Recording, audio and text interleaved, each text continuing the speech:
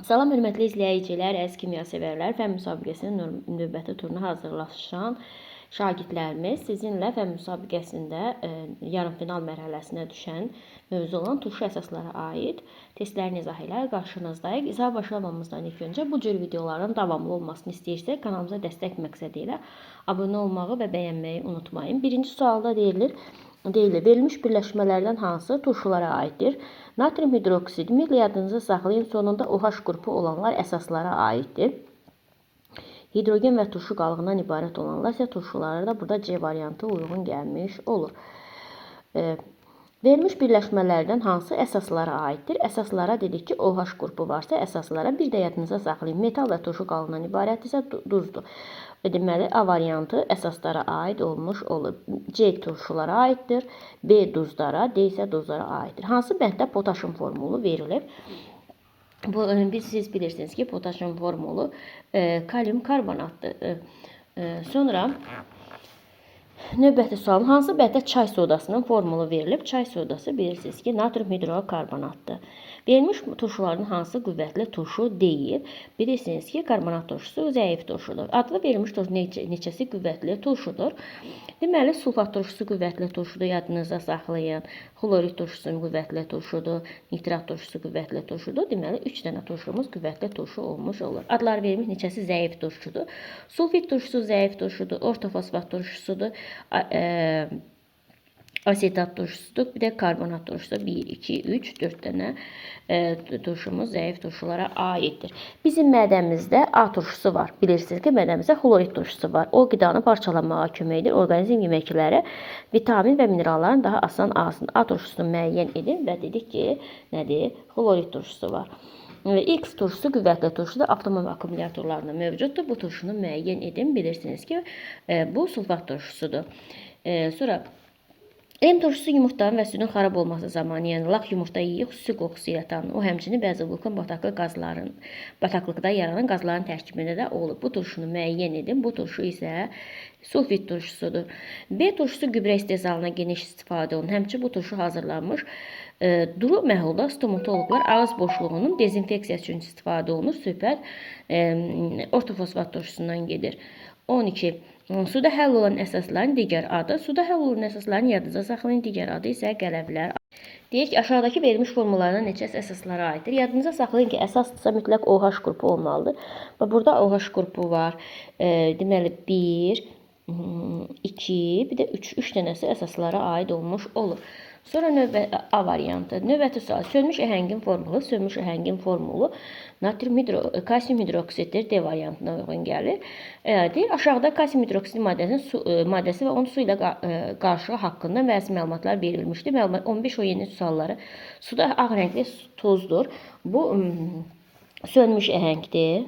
Sönmüş əhəngdir. Baş hərfini yazırıq. Əhəng südünün süzülməsindən alınır. Kalsium hidroksidin şəffaf məhluldur. Bu əhəng suyudur. Bu əhəngin suyudur. Sönmüş əhəngin su ilə qarşılanan südə oxşayan əhəng südüdür. Bu isə əhəngin südüdür. İndi bizə nəyi soruşur? Doğru cavabı birinci əhəng südü yazılmalıdır. Xeyr. İkinci əhəng südü yazılmalıdır. Gördüyünüz kimi xeyr. Üçüncü əhəng suyu yazılmalıdır. Gördüyünüz xeyr. İki əhəng suyu yazılmalıdır. Bəli, düzgün cavab D variantıdır. Doğru cavabı müəyyən edin. Bax, gördüyünüz kimi ikinci rəqəmlə verilmiş, işarələnmiş üçüncü rəqəm məhlulu süzməklə. Yəni siz bilirsiniz ki, əhəng suyunu əhəng südündən süzülməsi nəticəsində alınır. Ona görə də D variantı. 17-ci sualımızda nə soruşur? Doğru cavabı seçin. Deməli, 2 nömrəli məhlul homogen qarışıqdır. Əhəng suyu bəli homogen qarışığa aid olunur. Qüvvətli əsasdır. Qüvvətli əsas litium qələvələr su qüvvətli əsaslara aiddir. Bu da A variantına uyğun gəlir. Zəif əsas amonium hidroksid zəif əsaslara aiddir. 20. X-dən inşaatda ağardılma işlərində, həmçinin ağacların ağardılmasına istifadə. O tədricən havada olan karbon qazı ilə reaksiya daxil olaraq əhəng daşına çevrilir. X-i müəyyən edin. Söhbət əhəng südündən gedir.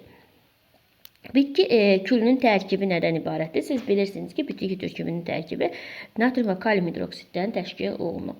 Hansı əsasi mühitdir? Əsasi mühit dedik ki, nədir?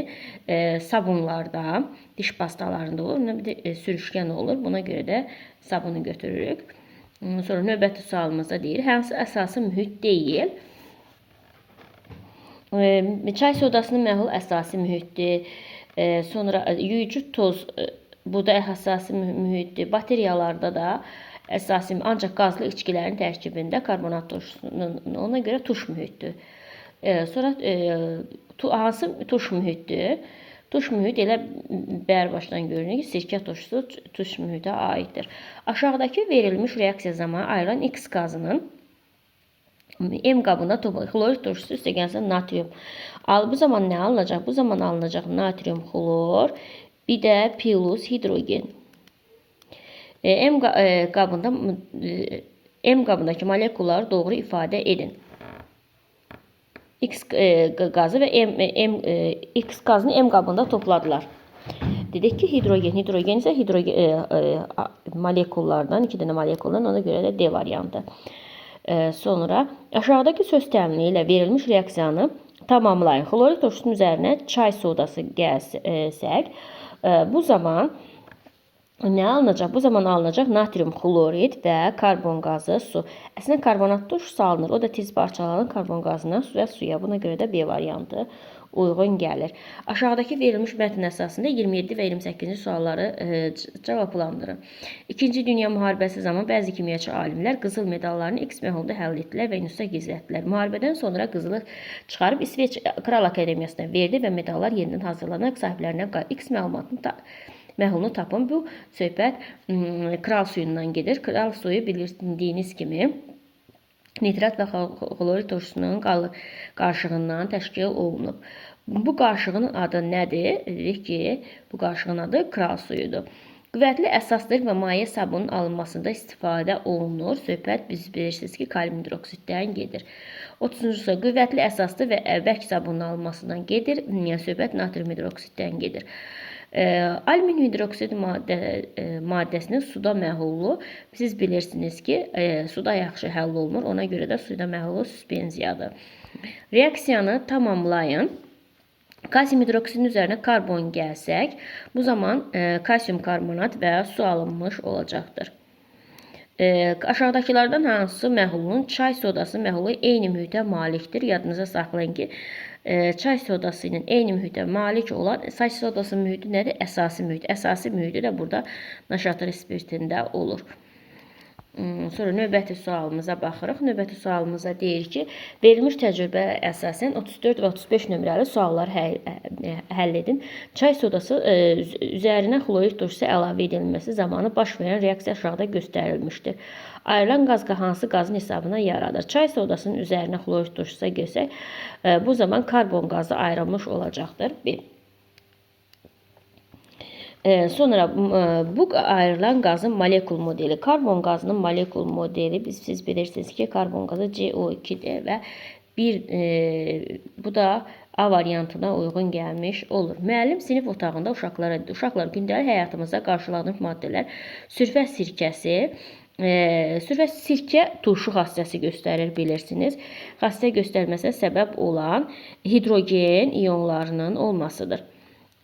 Bu da B variantına uyğun gəlmiş olacaq. Maqnezium hidroksid hansı ifadə doğrudur? Maqnezium hidroksid bilirsiniz ki, suda həll olmur. Ona görə də onun suda məhlulu suspenziya əmələ gətirir. Mədəmizdə turşuma baş verərsə, maqnezium südü içərək rahatlığımı aradan qaldıra bilərik. Bu zaman aşağıdakı reaksiya baş verir. Və biz bilirsiniz ki, maqnezium hidroksid əsası mühiti və turşu ilə qarşılıqlı təsirdə maqnezium xlorid alınır, duz alınır və su bir də yaranır. Bu da B variantına verilir. Natrium hidroksid əsas haqqında doğru olanı seçin. Biz bərk sabun istehsalatında istifadə olunması doğrudur. Sonra aşağıdakı verilmiş reaksiya nəticəsində alınan maddə haqqında hansı ifadə doğrudur? Bu alınır amonium hidroksid, yəni NH4OH və bizdən nə soruşur? Doğrudur. Qüvvətli əsaslara aiddir. Xeyr, qüvvətli əsasa aid deyil. Məhlul huşunu itirmiş insanları ayırmaq üçün istifadə olunur. Bəli. Zəif əsaslara aiddir. Bəli.